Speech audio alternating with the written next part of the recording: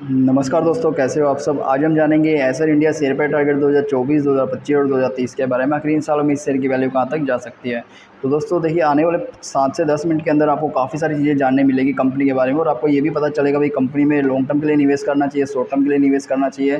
क्या कंपनी लगातार अच्छा प्रॉफिट बना पा रही है, कंपनी लगातार नुकसान में चल रही है, कंपनी पर कोई बड़ा कर्ज तो नहीं रहा हुआ, कंपनी आने वाले सालों में कंपनी की शेयर की वैल्यू बढ़ सकती है, गिरावट देखने मिल सकती है। तो दोस्तों हर एक चीज़ का आपको यहाँ पे जानकारी मिल जाएगी। सिर्फ आपको इस वीडियो को एकदम ध्यान से देखना है, ठीक है। तो हम एक एक चीज़ करके इसको एकदम सोल्व तरीके से समझाएंगे। तो सबसे पहले कंपनी की प्रोफाइल, यहाँ पे आपको कंपनी की जनरल चीज़ें देखने मिल जाएगी। कंपनी की जो मार्केट कैप वैल्यू है 14 करोड़ की रही हुई है। कंपनी जो है डाइवर्सिफाइड फाइनेंशियल में काम कर रही है, मतलब फाइनेंशियल के सेक्टर में कंपनी मुख्य रूप से काम कर रही है, और कंपनी अभी स्मॉल कैप पे रही हुई है। तो दोस्तों देखिए, सबसे पहले हम देखेंगे पिछले 5 सालों में शेयर की कीमत में बड़े बदलाव। उससे पहले हम कंपनी की कुछ ज़रूरी चीज़ों को भी देख लें कि भाई कंपनी कैसे क्या प्रॉफिट बना पा रही है। तो कंपनी की जो शुरुआत है वो 23 अगस्त 1951 में हुई थी। कंपनी के द्वारा मुख्य रूप से home loans, gold loans, business loans, loan against property, MSFE financing, ठीक है, माइक्रो फाइनेंसिंग, मतलब इन शॉर्ट में जो कंपनी है लोन और फाइनेंस में सेक्टर में काफ़ी बड़े पैमाने पर काम कर रही है, और यही कंपनी का जो है रेवेन्यू सोर्स रहा हुआ है। अब हम देखते हैं पिछले 5 सालों में शेयर की कीमत में वो बड़े बदलाव। तो देखिए, अगर हम पिछले 5 साल पीछे चले तो हम 13 मई 2019 को देखते हैं, कंपनी के शेयर की वैल्यू 2 रुपये के आसपास ट्रेड किया करती थी 2019 में, मई में, ठीक है। और अगर 5 सालों के बाद इस वैल्यू को देखें तो भाई ये 6 मई 2024 को, ठीक 5 साल बाद, ये 2 रुपये से बढ़ के हुई है 7 रुपये, और मैक्सिमम गई है 10 रुपये। मतलब कंपनी ने पिछले 5 सालों में 270% का रिटर्न दिया है। पर यह 5 सालों में काफ़ी लंबा समय होता है, और 5 सालों में जिसने निवेश किया हुआ 2 रुपये पे, उसको 5 सालों के बाद भी 10 रुपये का रिटर्न मिल रहा है, लगभग 8 रुपये ज़्यादा। तो ये तो एक ज़्यादा अच्छा रिटर्न नहीं कहा जा सकता। कंपनी की शेयर की वैल्यू ऊपर नीचे होती हुई देखी जा सकती है। 2 से 3 हुआ, फिर 10 हुआ, फिर 4, फिर 7, और लगभग फिर से 10 हो गया, ठीक है। काफ़ी ज़्यादा रिफ्लेक्ट देखने मिल रही है वैल्यू। तो हम इसको एक माइनस पॉइंट देंगे। यहाँ पे हमने एक वाइट बोर्ड को रखा है जहाँ पे हम प्लस पॉइंट और माइनस पॉइंट को ऐड करते रहेंगे। तो कंपनी ने ज़्यादा अच्छा रिटर्न पर निवेशकों को नहीं दिया, इसलिए हमने यहाँ पे एक माइनस पॉइंट दे दिया है। उसके बाद हम देखते हैं कंपनी की फाइनेंशियल रिपोर्ट पिछले 5 सालों की। तो अगर 2019 में देखें तो कंपनी के द्वारा 6.68 करोड़ का नेट प्रॉफिट बनाया जाता था, और 2023 में देखें तो देखिए 2019 की जो रेवेन्यू है उसकी डिटेल अभी अपडेट नहीं हो पाई है, तो हम 2022 को कंपेयर करते हैं।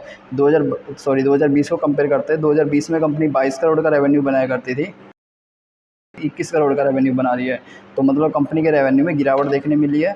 और अगर नेट प्रॉफिट को देखें तो 6 करोड़ के 4 करोड़ के प्रॉफिट पे आ गई है। तो वही इसमें भी गिरावट हो रही है, जो कि एक अच्छा, और कंपनी जो है फाइनेंशियल रूप से स्ट्रॉन्ग नहीं चल पा रही है। उसके बाद हम देखते हैं कंपनी की संपत्ति में होने वाले फेरफार। कंपनी की संपत्ति यानी जो कंपनी के एसेट्स होते हैं जिसकी मदद से कंपनी रेवेन्यू को बनाती है। तो दोस्तों निवेशकों के लिए ये भी जानना काफ़ी ज़रूरी होता है कि भाई कंपनी के एसेट्स जो है उसमें क्या गिरावट हो रही है या बढ़ोतरी हो रही है। क्योंकि फॉर एग्जांपल अगर किसी कंपनी के पास 3 स्टोर रहे हुए हैं, उसमें से कंपनी 2 स्टोर को बंद कर रही है, तो इससे भाई कंपनी का जो है रेवेन्यू गिर सकता है। तो वही चीज़ हमें यहाँ पर देखनी पड़ेगी। तो 2019 में कंपनी के पास लगभग 40 करोड़ की संपत्ति हुआ करती थी, और 2023 में कंपनी के पास 158 करोड़ की संपत्ति रही हुई है, जो कि एक अच्छा संकेत है। कंपनी की संपत्ति में लगभग 3 गुना का बढ़ोतरी हुई है पिछले 5 सालों में, जो कि हमें एक अच्छा संकेत मिल गया है। क्योंकि अगर कंपनी की संपत्ति में लगातार बढ़ोतरी हो रही है तो भाई कंपनी के रेवेन्यू सोर्स भी बढ़ सकेंगे, और कंपनी पिछले सालों के मुकाबले अच्छा रेवेन्यू बना पाएगी। अब हम देखते हैं कंपनी का शेयर होल्डिंग पैटर्न, कि कंपनी में कौन कौन से इन्वेस्टर रहे हुए हैं। सबसे पहला था टोटल प्रमोटर होल्डिंग, यानी कंपनी के द्वारा की गई होल्डिंग। कंपनी ने अपने शेयर की 3% की होल्डिंग की गई है, ठीक है, जो कि यार काफ़ी कम है। अगर 3% की कंपनी है खुद के होल्डिंग की गई है, तो बाकी की 97% होल्डिंग कहाँ चली गई है, ठीक है, वो भी हमें देखनी पड़ेगी। तो देखिए कंपनी ने 3% की होल्डिंग की गई है जो कंपनी के पास रही हुई है, किसी भी प्रकार से बैंक में गिरवी नहीं रखी। उसके बाद म्यूचुअल फंड के द्वारा भी 0% होल्डिंग है।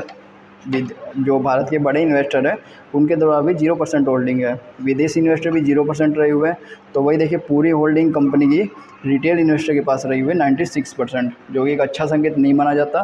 क्योंकि जैसा कि हम जानते हैं वही रिटेल इन्वेस्टर अगर किसी कंपनी में ज़्यादा मात्रा में होते हैं तो अच्छा संकेत नहीं माना जाता, जिसका कारण है कि भाई रिटेल इन्वेस्टर काफ़ी जल्दी शेयर की लेवेज कर सकते हैं, जिससे कंपनी की जो शेयर की वैल्यू है वो स्टेबिलिटी काफ़ी जल्दी बिगड़ सकती है। तो एक अच्छा संकेत नहीं है कंपनी में निवेश करने का, क्योंकि देखिए कंपनी ने अपने शेयर को भी सारे बेच दिए हैं और रिटेल इन्वेस्टर इतनी ज़्यादा मात्रा में रहे हुए हैं, तो इसको भी हम एक अच्छा संकेत नहीं मानेंगे।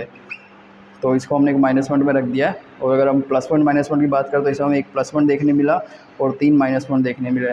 तो दोस्तों इन सब चीज़ों को देखते हुए आपको कंपनी में निवेश करना चाहिए। और इसके अलावा हमें कंपनी के बारे में जैसे जैसे अपडेट मिलती रहेगी हम आपके साथ भी अपडेट करते रहेंगे। इसलिए चैनल को सब्सक्राइब कर लें, वीडियो को लाइक करें। तो चलिए मिलते हैं नेक्स्ट वीडियो में।